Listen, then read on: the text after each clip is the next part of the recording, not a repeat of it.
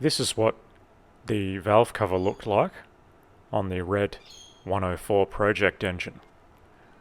As you can see, it's pretty atrocious in its current state, complete with craters of corrosion. Apparently this original paint coating is not applied in a particularly good fashion. The coating place that I took it to was unimpressed. It's basically separating away from the primer. It's not a case of the primer failing, it's a case of the paint failing to adhere to the primer.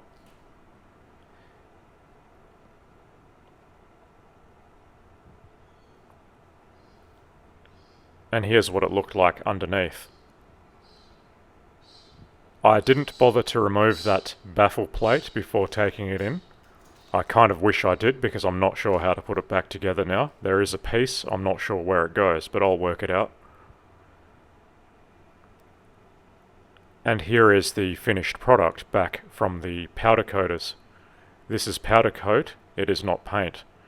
That is a new genuine center cover and front cover. And obviously I have a new oil cap to go on as well. This coating is far more robust than the original. He assures me that it basically won't even chip off unless I gouge it directly with a screwdriver, deliberately. So accidental touching is not going to damage this, or any kind of oil, heat exposure, that kind of thing that it's normally exposed to in the engine bay.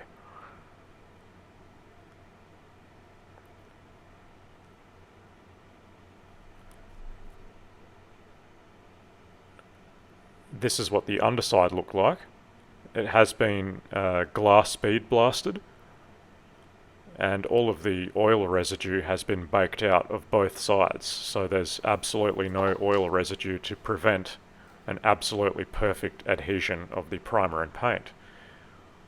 So this is going to be a very long-lasting finish. And this is the section that I'm going to have to reassemble. They didn't do it for me, but I'm sure it's not rocket science.